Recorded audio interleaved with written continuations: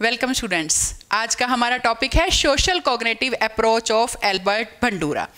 Students, learning theory में ये काफ़ी हमारी नई थ्योरी है। जैसा कि आप सबको पता है, हमने स्टार्ट किया था बिहेवियरिज्म से, जिसमें हमने कंडीशनिंग के बारे में जाना, पेवलोव की क्लासिकल कंडीशनिंग थ्योरी पढ़ी, स्किनर की ऑपरेंट कंडीशनिंग थ्योरी थी, फिर हमारी कोहलर की जो हमारी गेस्टाल्ट इंसाइटफुल थ्योरी थी। इन सब में हमने स्टिमुलस रिस्पॉन्स के बारे में जाना था, उसका किस तरह से एसोसिएशन होता है वो हमने जाना था। बिहेवियरिस्टिक जो है वो ये कहते हैं कि कोई भी काम करते हुए हम इस तरह से रिस्पॉन्स करते हैं, जब हमारे सामने स्टिमुलस आता है तो हम रिस्पॉन्स कर देते हैं, हम अपने ब्रेन का यूज़ नहीं करते। जबकि ये बिल्कुल नई थ्योरी है, इसमें ये इनका कॉग्निटिव अप्रोच है। कॉग्निटिव मीन्स ब्रेन, जो इन्होंने बताया कि हम कोई भी काम अपना ब्रेन यूज़ करते हुए करते हैं। सबसे पहले नाम है सोशल, मतलब हम सामाजिक रूप से जो हमारे सामने हो रहा है, जो लोगों का व्यवहार है, उसके अकॉर्डिंग उनको देखते हुए हम सीखते हैं और फिर अपने ब्रेन का यूज़ करते हुए हम किसी भी प्रॉब्लम को सॉर्ट आउट करते हैं, हम लर्निंग करते हैं, हम सीखते हैं।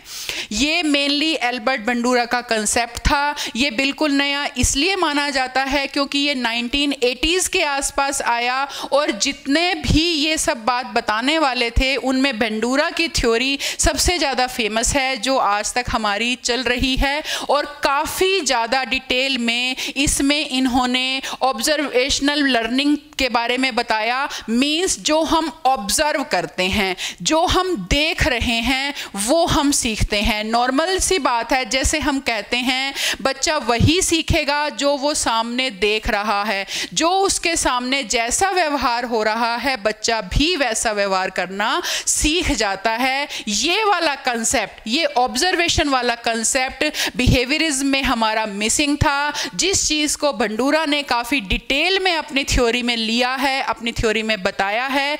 इसीलिए इस थ्योरी का नाम ऑब्जर्वेशनल लर्निंग थ्योरी भी है, कि हम ऑब्जर्व करके दूसरों के व्यवहार को देखकर हम सीखते हैं। और इसी का नाम सोशल लर्निंग थ्योरी भी है, कि सामाजिक रूप से हम सीखते हैं। समाज में किस तरह से कोई काम हो रहा है हम देखते हैं, फिर अपना ब्रेन यूज़ करते हुए उस तरह से हम कार्य करते हैं। स्टेप बाय स्टेप हम सीखते चले जाते हैं और आगे कार्य करते हैं। और जो मेनली इसके अंदर टर्म यूज़ हुई है वो मॉडलिंग की है, इमिटेशन। मॉडलिंग, यहाँ पे मॉडलिंग का मतलब है स्टूडेंट जैसे एक रोल मॉडल। जनरली हम सबका कोई ना कोई रोल मॉडल होता है। जैसे हम लोग कहते हैं हम बड़े होके उसकी तरह बनेंगे, हमें उसका व्यवहार बहुत अच्छा लगता है, हम ऐसा व्यवहार करेंगे। जनरली स्टूडेंट्स के लिए टीचर को वो लोग फॉलो करते हैं, टीचर उनके लिए रोल मॉडल होते हैं। जैसे जैसे एज ग्रुप है उस हिसाब से, जैसे जो बच्चे टीन एज में होते हैं वो किसी ना किसी फिल्म के हीरो को, हीरोइन को अपना रोल मॉडल बना लेते हैं। सबका कोई ना कोई एक अपना आदर्श होता है और फिर वो उसकी तरह व्यवहार करते हैं, सीखते हैं। वैसे ही उनका व्यवहार जो है, उनका जो बिहेवियर है वो डेवलप होता है। तो यहाँ बात आई ऑब्जर्वेशन की, मतलब हम ऑब्जर्व कर रहे हैं और मॉडल हमारे सामने है, उसके बिहेवियर को हम ऑब्जर्व करके अपने बिहेवियर को हम डेवलप कर रहे हैं, हम नई नई चीज़ें सीख रहे हैं, हमारी लर्निंग हो रही है। और इमिटेशन है, इमिटेशन का स्टूडेंट्स जैसे आप सबको मतलब पता है, नकल करना, दूसरे की नकल करके कार्य करना। क्यों इमिटेशन इसमें साथ में वर्ड हुआ? जैसे मॉडलिंग है, हमारे सामने जो हमारा मॉडल है, जो रोल मॉडल है, उसको हमने इमिटेट करा, उसकी हमने नकल करी, उसके व्यवहार को हमने ऑब्जर्व करा और उसकी तरह फिर हमने अपनी लर्निंग करी, हमने सीखा और हम फिर वैसे व्यवहार करते हैं। इन्हीं सारी बातों को बंडूरा ने अपने एक्सपेरिमेंट के थ्रू, जो उन्होंने बोबो डॉल्स के ऊपर किया था, बोबो उन्होंने डॉल्स का नाम दिया हुआ है, उन्होंने डॉल्स के ऊपर एक्सपेरिमेंट किया था और उसके थ्रू उन्होंने ये बताया कि किस तरह से बिहेवियर को ऑब्जर्व करके बच्चा अपने बिहेवियर डेवलप करता है, सामने जो उसके हो रहा है उसको देख के करेगा। एक सिंपल सी बात है, देखिए स्टूडेंट, जैसे हम ये कहते हैं कि अगर हमने किसी को कुछ सिखाना है, हम एज ए टीचर क्लास में अपने स्टूडेंट्स को कुछ सिखाना चाहते हैं, तो उसके लिए पहले वो चीज़ हमें अपने बिहेवियर में लानी होगी। अगर हम बच्चों को डेली ये कहें कि आप बिल्कुल टाइम पे क्लास में आए, लेकिन अगर हम खुद से लेट हैं तो नेचुरली बात है बच्चे ये कहेंगे मैडम खुद तो लेट आती हैं, हमें टाइम पे आने के लिए कहती हैं। तो यही एक जनरल सी बात है, अगर हमें बच्चों को पंक्चुअल बनाना है तो सबसे पहले हमें पंक्चुअल होना पड़ेगा, हमें टाइम पे पहुंचना पड़ेगा। यही चीज़ है ये जो इस थ्योरी में बताई गई है ऑब्जर्वेशन की। तो आइए स्टूडेंट्स, अब हम इन्हीं सब बातों को और जो थ्योरी एल्बर्ट बंडूरा ने बताई है डिटेल में समझते हैं। Bandura's social learning theory. The social learning theory was proposed by Albert Bandura. This theory focuses on the learning that occurs within the social context. जैसा कि स्टूडेंट्स अभी हमने बात करी, ये social learning theory Albert Bandura की दी हुई है और जो सोशल कंटेक्स्ट में लर्निंग होती है उसके बारे में इस थ्योरी में डिटेल में बताया गया है। The social learning theory is one of the most influential theories of learning and development. हमारी जितनी भी सोशल लर्निंग की थ्योरीज हैं उनमें से ये वाली थ्योरी सबसे ज्यादा प्रभावित करती है, क्योंकि बंडूरा ने इसमें जो लर्निंग के बारे में बताया है कि हम किस तरह से सीखते हैं वो और किसी भी थ्योरी में नहीं बताई गई थी बात। इसीलिए ये थ्योरी सभी थ्योरीज में से सबसे ज्यादा फेमस है और काफी प्रभावित करती है। Social learning theory suggested that all the learning was the result of an association formed by conditioning, reinforcement and punishment. ये जो सोशल लर्निंग की थ्योरी है बंडूरा की, वो ये कहते हैं कि जितना भी हम सीखते हैं, जो भी हमारी लर्निंग है वो हमारी एसोसिएशन की वजह से होती है। और वो एसोसिएशन किससे फॉर्म्ड होता है? कंडीशनिंग से, रीइंफोर्समेंट से और पनिशमेंट से। मतलब जब हम अनुबंधन की वजह से या रीइंफोर्समेंट, पुनर्बलन या किसी पनिशमेंट की वजह से जो हम कुछ सीखते हैं वही मेनली हमारे व्यवहार में शामिल हो जाता है, वही लर्निंग होता है। Bandura's social learning theory proposed that learning can also occur simply by observing the action of others. ये जो बंडूरा की सोशल लर्निंग थ्योरी है इसमें मेनली ये बताया गया कि जब हम दूसरों को कुछ करते हुए देखते हैं तो हम उस चीज को आसानी से सीख जाते हैं। जैसे कि देखिए स्टूडेंट्स, सबके हमारे कोई ना कोई रोल मॉडल होते हैं। हम किसी ना किसी को देख के ये सोचते हैं कि हमें इसकी तरह बनना है। ये जो इसकी तरह बनना, दूसरों को देख के व्यवहार करना, यही होता है कि हम ऑब्जर्व कर रहे हैं और उसकी तरह काम करते हैं और वैसा ही हम करना सीख जाते हैं। इसी वजह से this theory is also known as observational learning theory.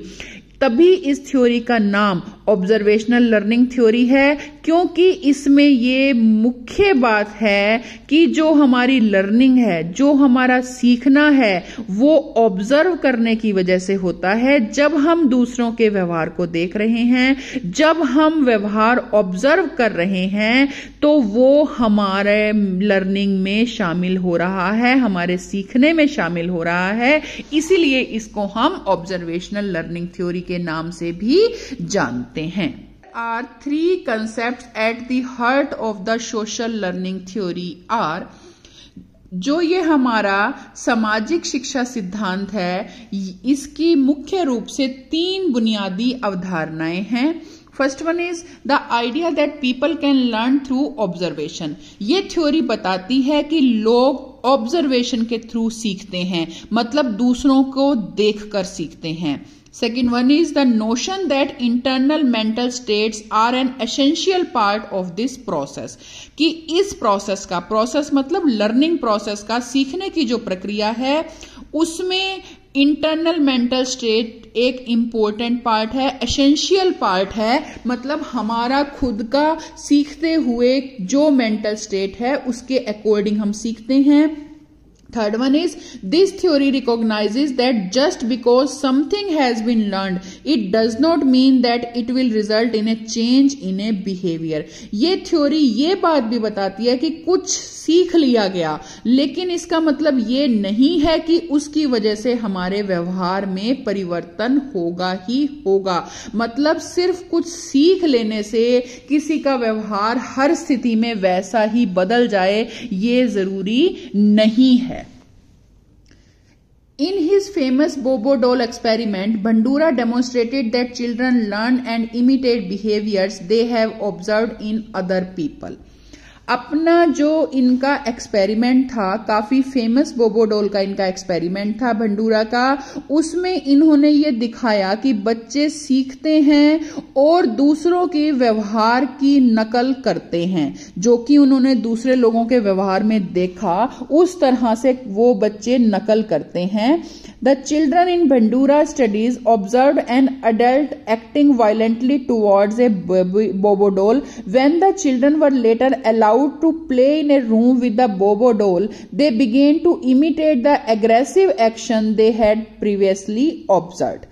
जो बंडूरा का एक्सपेरिमेंट है, उसमें कुछ बच्चों ने ये देखा कि कुछ एडल्ट्स एक बोबो डॉल के प्रति वायलेंटली एक्शन ले रहे हैं। मतलब इनके एक्सपेरिमेंट में ये था कि कुछ बच्चों को ये दिखाया गया सामने टीवी में कि उनके पास एक डॉल है और वो उसके साथ अच्छा बिहेवियर नहीं कर रहे हैं। जैसे उन्होंने, वो प्लास्टिक की डॉल थी, उसकी बाजू तोड़ दी या कुछ और उन्होंने उसके साथ वायलेंटली एक्शन किया।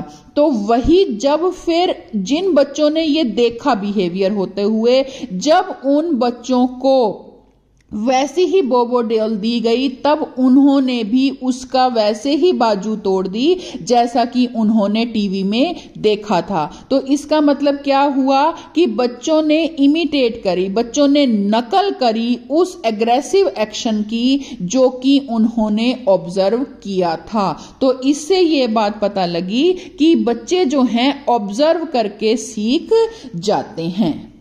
इसीलिए इस थ्योरी का नाम ऑब्जर्वेशनल लर्निंग थ्योरी भी है।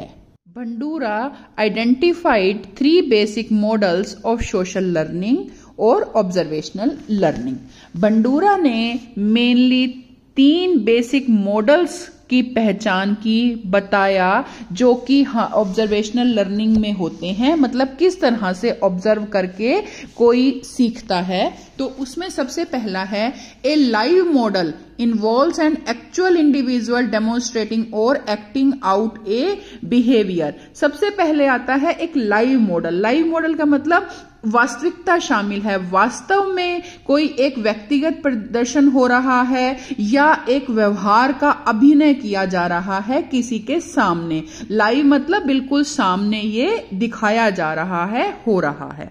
Second one is a verbal instructional model which involves descriptions and explanations of a behavior।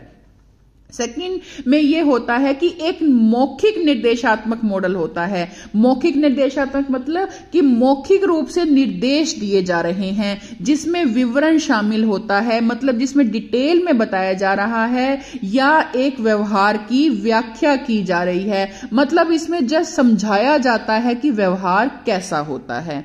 और थर्ड मॉडल है, a symbolic model involves real और फिक्शनल कैरेक्टर डिस्प्लेइंग बिहेवियर्स इन बुक्स, फिल्म्स, टेलीविजन प्रोग्राम और online model.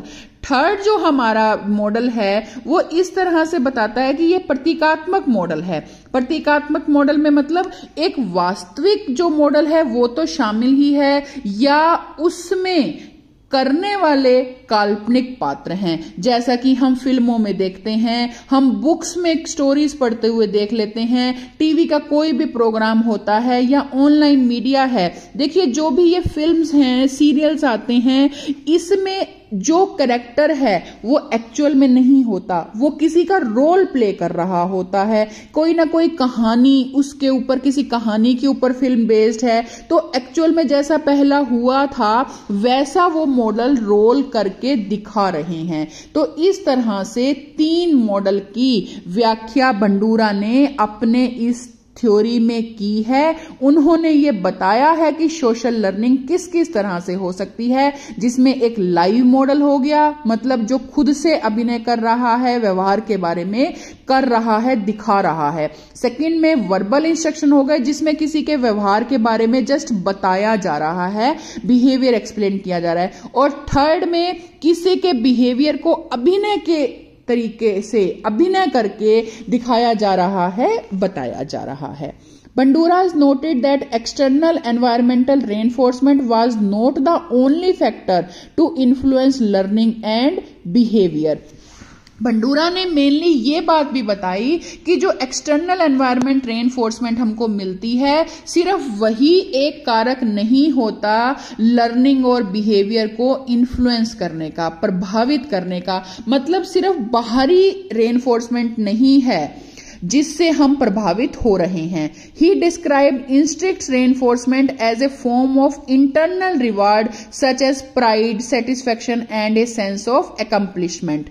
उन्होंने ये बताया कि हमारे जो आंतरिक रेनफोर्समेंट हैं, जैसा कि हम ये कहें हमें खुद से किसी बात पे गर्व महसूस हो रहा है, हम सेटिस्फाइड हैं, सेंस ऑफ अकम्प्लिशमेंट है, संतुष्टि है, तो इससे भी हमें रेनफोर्समेंट मिलती है। देखिए सिर्फ हम ये बात कहें कि पेरेंट्स और टीचर बच्चे को मोटिवेट करते रहें कि आप पढ़िए, उनको पूरन बुलंद देते रहें, मतलब पॉजिटिव रेनफोर्समेंट दें, जैसे उनको कहें कि आप ये करोगे तो आपको प्राइज मिलेगा, सिर्फ इस तरह से कहने से सिर्फ बच्चा काम नहीं करेगा, जबकि उसका इंट्रिंसिक रेनफोर्समेंट भी होना चाहिए। मतलब जब किसी सिचुएशन में जब कोई काम करके बच्चा खुद से प्राउड फील करेगा, वो खुद से सेटिस्फाइड होगा, तब भी वो उस काम के लिए प्रेरित होगा।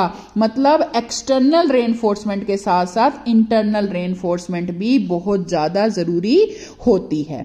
This emphasizes on internal thoughts and cognitions helps to connect learning theory to cognitive development theories.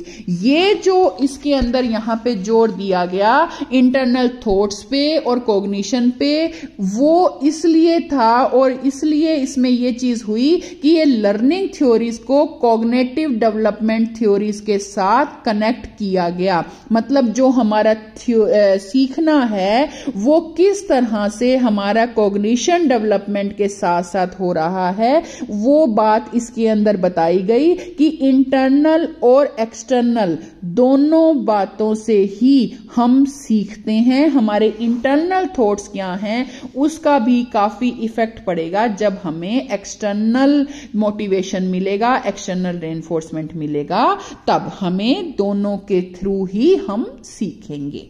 Now, the modeling process or mediational process of social learning theory. Students, अब हम भंडूरा की थ्योरी का जो मॉडलिंग प्रोसेस है उसके बारे में detail में समझेंगे। जैसा कि इस वीडियो के स्टार्टिंग में मैंने आपको बताया कि इस थ्योरी को हम मॉडलिंग या इमिटेशन के नाम से भी जानते हैं, तो उसमें जो ये रोल मॉडल के बिहेवियर को हम फॉलो करते हैं, वो करते हुए हमने किन किन बातों का ध्यान रखना है, अब हम उसके बारे में डिटेल में समझेंगे। Not all the observed behaviours are effectively learned. जितने भी ऑब्जर्व्ड बिहेवियर होते हैं वो सभी हमने इफेक्टिवली लर्न नहीं करने होते, या हम यूं कहें कि सभी हम नहीं सीख लेते। The factors involved in both the model and the learner can play a role in whether social learning is successful. जो भी फैक्टर्स, जो कारक हमारे इन्वॉल्व होते हैं मॉडल में, या जो लर्नर है वो जब अपना सोशल बिहेवियर करता है, समाज में रहता है, तो कौन सी चीज सक्सेसफुल होती है, क्या उस समय वो सीख रहा होता है, ये चीज हमने देखनी है। मतलब एक वो मेथड है जब कोई किसी का रोल प्ले कर रहा है, कोई मॉडल हमारे सामने है और हम उसको देख के फॉलो कर रहे हैं, या जो लर्नर है वो खुद से सोशल कंटेक्स्ट में बिहेवियर कर रहा है। certain requirements and steps must also be followed. तो इन दोनों ही सिचुएशन में कुछ रिक्वायरमेंट्स होती हैं, कुछ स्टेप्स जरूर फॉलो करने होते हैं. मतलब जब हम किसी के बिहेवियर को ऑब्जर्व करके लर्निंग कर रहे हैं तब हमने जिन स्टेप्स का ध्यान रखना है वो. The following steps are involved in the observational learning and modeling process. अब वो हम एक एक करके स्टेप्स के बारे में जानेंगे जो कि ऑब्जर्वेशनल लर्निंग और मॉडलिंग प्रोसेस में हमने ध्यान रखने होते हैं. First one is attention. In order to learn children need to be paying attention. सबसे पहले सीखने के लिए अटेंशन देने का बहुत ज्यादा जरूरत है. मतलब हम जब भी कुछ सीखें तो हमें एकाग्रता की, कंसंट्रेशन की, उस चीज पे अटेंटिव होने की बहुत ज्यादा जरूरत होती है. Anything that distracts a child's attention is going to have a negative effect on observational learning.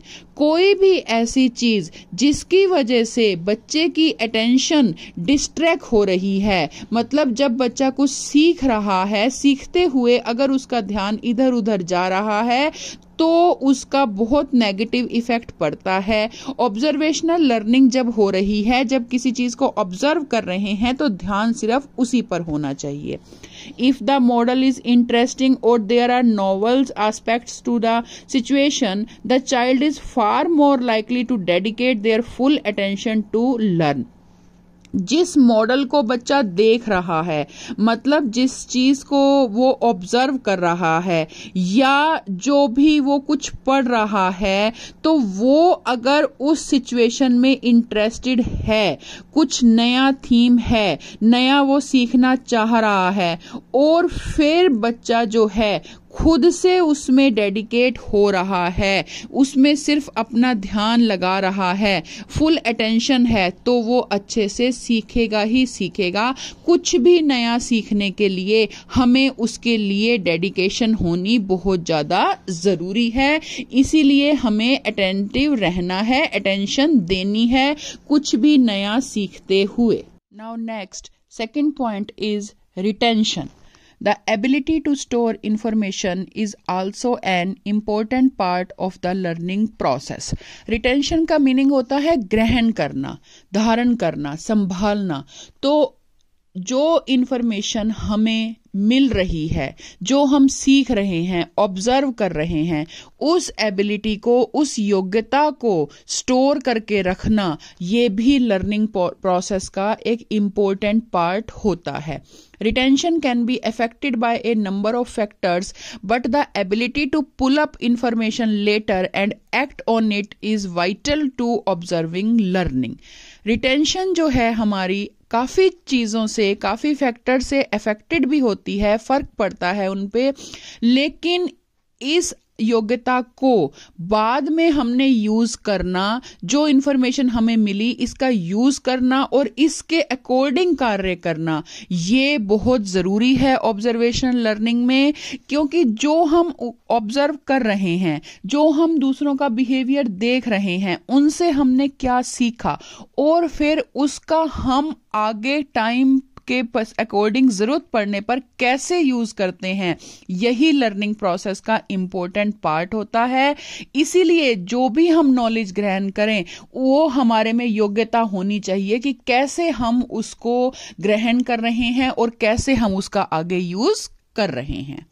Third point is reproduction. Once the child paid attention to the model and retained the information, it is time to actually perform the behavior child observed.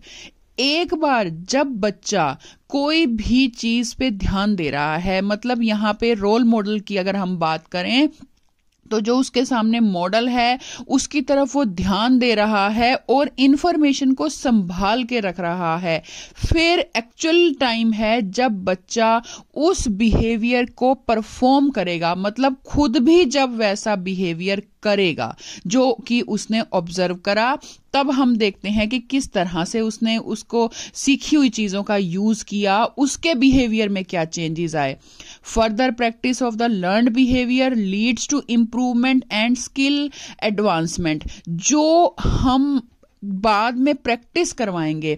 एक बच्चे ने observation से सीखा और उसके बाद उस सीखे हुए बिहेवियर को हम इम्प्रूवमेंट और स्किल एडवांसमेंट की तरफ ले जाएंगे। मतलब बच्चों की स्किल्स डेवलपमेंट करेंगे। देख लिया बच्चों ने, लेकिन प्रैक्टिस करवानी है, उसको और सीखना है और रिप्रोड्यूस करना है, उससे और नई नई चीजें सीखनी है। Next point is motivation. In order for observational learning to be successful, children have to be motivated to imitate the behavior that has been modeled. जो ऑब्जर्वेशनल लर्निंग हुई है, जो बच्चे ने ऑब्जर्व किया है, उसको सक्सेसफुल बनाने के लिए हमने बच्चों को मोटिवेट करना है। मतलब बच्चों को समय समय पे हमें प्रेरणा देते रहना है ताकि जो उन्होंने उस मॉडल का बिहेवियर देखा है, ऑब्जर्व किया है, वो उसकी तरह व्यवहार भी करें। Reinforcement and punishment play an important role in motivation.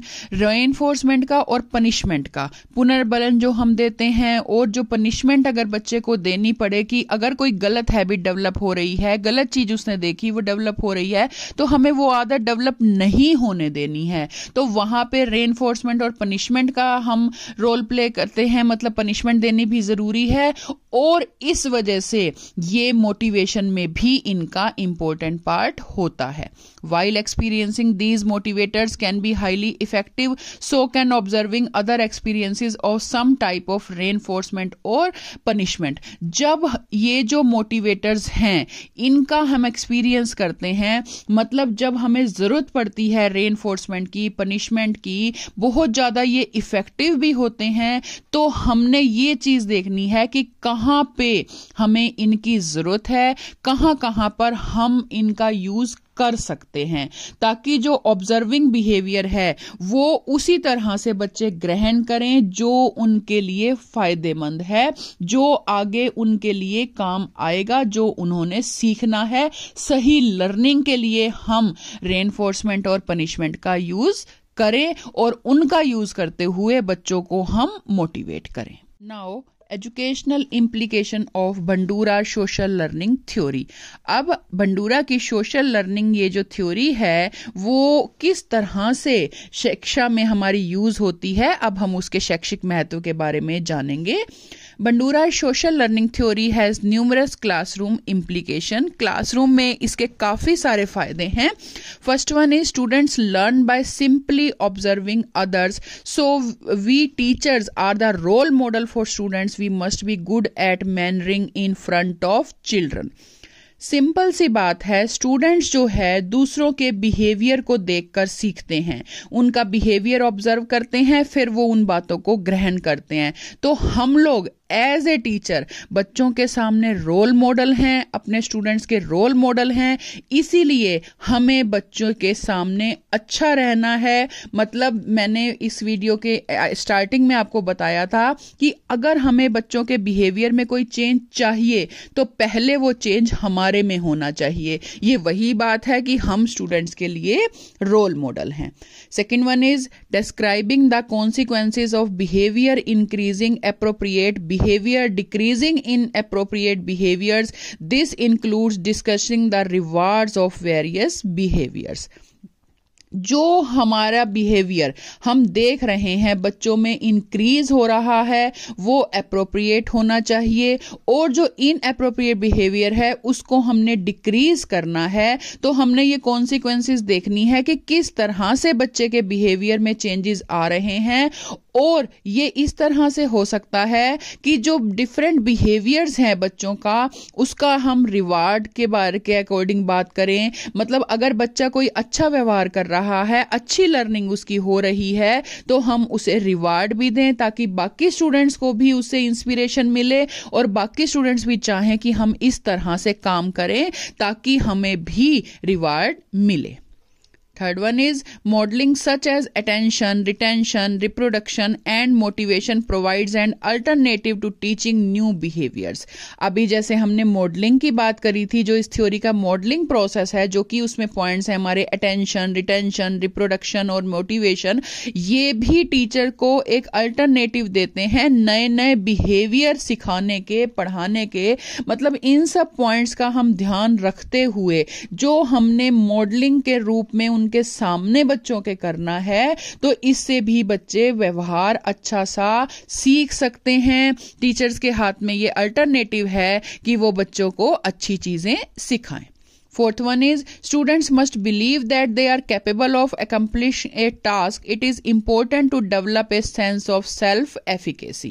Students को हमने इस चीज का विश्वास दिलाना है कि वो कैपेबल हैं कोई भी काम को कंप्लीट करने के लिए, और इससे क्या होता है, उनमें सेल्फ एफिकेसी डेवलप होती है। मतलब बच्चे खुद से मोटिवेट होते हैं, बच्चे खुद से प्रेरित होते हैं काम करने में, सीखने में। जब हम उन्हें ये विश्वास दिलाएं कि वो कैपेबल हैं, कोई भी काम करने में वो कर सकते हैं, सीख सकते हैं, तो हमने बच्चे को मोटिवेट करते रहना है। Next, fifth point is teacher should help students self realistic expectations, ensure that expectations are realistic and challenges. Teacher को हेल्प करनी चाहिए स्टूडेंट्स को जो सेल्फ रियलिस्टिक एक्सपेक्टेशन है उसके लिए, और ये चीज इंश्योर करे टीचर कि जो एक्सपेक्टेशंस हैं वो रियलिस्टिक हों और चैलेंजेस हों। देखिए, हर बच्चे की अपनी अपनी थिंकिंग होती है, अपना सीखना, अपना ऑब्जर्वेशन है, लेकिन फिर भी हमें बच्चे को मोटिवेट करते रहना है कि जो आपकी एक्सपेक्टेशन है, जो आप फर्दर लाइफ से एक्सपेक्ट कर रहे हो, जो आप सीख रहे हो, पढ़ रहे हो, वो रियलिस्टिक हो और चैलेंजिंग हो, तभी आप कुछ ना कुछ नया करने के लिए प्रेरित रहेंगे। Next, sixth point is self-regulation techniques provide an effective method for improving students' behavior. अगर हम self-regulation techniques का यूज करें तो ये भी काफी इफेक्टिव मेथड्स होते हैं स्टूडेंट्स के बिहेवियर को इम्प्रूव करने के लिए। मतलब हम बच्चे को खुद से प्रेरित करें नए से नए काम करने का, ऐसे टेक्निक्स हम यूज करेंगे तो बच्चे ज्यादा जल्दी सीखेंगे और उनके बिहेवियर में काफी इंप्रूवमेंट होगी। Next one is teachers and parents must model appropriate behavior and be careful that they do not model inappropriate behavior. Teachers और पेरेंट्स को इस चीज का ध्यान रखना है कि वो रोल मॉडल हैं बच्चों के सामने, इसीलिए उन्होंने अप्रोप्रिएट बिहेवियर रखना है, ना कि वो इन अप्रोप्रिएट बिहेवियर बच्चों के सामने प्रदर्शित करें। क्योंकि यहाँ पे इस थ्योरी में पूरी हम ऑब्जर्वेशन की बात कर रहे हैं, ऑब्जर्वेशन के ऊपर डिपेंड है बच्चों का बिहेवियर, तो टीचर और पेरेंट्स का बिहेवियर बिल्कुल अप्रोप्रिएट होना चाहिए बच्चों के सामने। Next and last point is teachers should expose students to a variety of other models.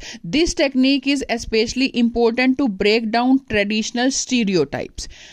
और नई चीज ये थ्योरी बताती है कि टीचर्स को स्टूडेंट्स के सामने काफी सारे रोल मॉडल्स दिखाने चाहिए और अलग तरह के व्यवहार प्रदर्शित करते हुए, मतलब क्या है, उनको कुछ एग्जाम्पल दें। जैसे बच्चे टीवी देखते हैं या कोई गेम वगैरह खेल रहे हैं तो उसमें भी अलग कैरेक्टर्स के बिहेवियर से बच्चे प्रभावित हों, इस तरह का उनको काम करवाया जाए। और इस टेक्निक से ये होगा कि जो एक ट्रेडिशनल सा हमारे ये रीति रिवाज से चलते आ रहे हैं वो ब्रेक होगा और कुछ ना कुछ नया सीखेंगे। जैसे अगर स्टूडेंट्स आप लोगों को एग्जांपल दूं, छोटे बच्चे हैं, जैसे बड़े कॉमन से सीरियल बच्चों के जो कार्टून सीरियल आते हैं, भीम है, डोरेमोन है, पहले शक्तिमान आया करता था, तो बच्चे जो हैं उसकी तरह बिल्कुल वैसा का वैसा करने की कोशिश करते हैं, उन्हीं कैरेक्टर्स की बातों को रिपीट करते हैं। तो उससे क्या पता लगता है कि बच्चे जो देख रहे हैं वो सीख रहे हैं। इसीलिए टीचर्स को बच्चों के सामने ऐसे रोल मॉडल प्रेजेंट करने चाहिए जिससे वो अच्छा सीखें, उनका अच्छा बिहेवियर डेवलप हो। तो ये थे स्टूडेंट्स हमारे एजुकेशनल इंप्लीकेशन भंडूरास थ्योरी के। Now Conclusion of Bandura's theory. We can conclude from the above points that Bandura's social learning theory is one of the most influential theories of learning and development. इन सारी बातों से ये बिल्कुल clear है, ये जितने भी पॉइंट्स हमने देखे समझे कि जो भंडूरा की सोशल लर्निंग थ्योरी है मोस्ट इन्फ्लुएंशियल थ्योरी है हमारी लर्निंग और डेवलपमेंट की। ये काफ़ी ज़्यादा प्रेरित करती है सही रूप से सीखने को कि किस तरह से लर्निंग डेवलप हो सकती है। This theory states people can learn new information and behaviour by watching other people. This type of learning can be used to explain a wide variety of behaviour.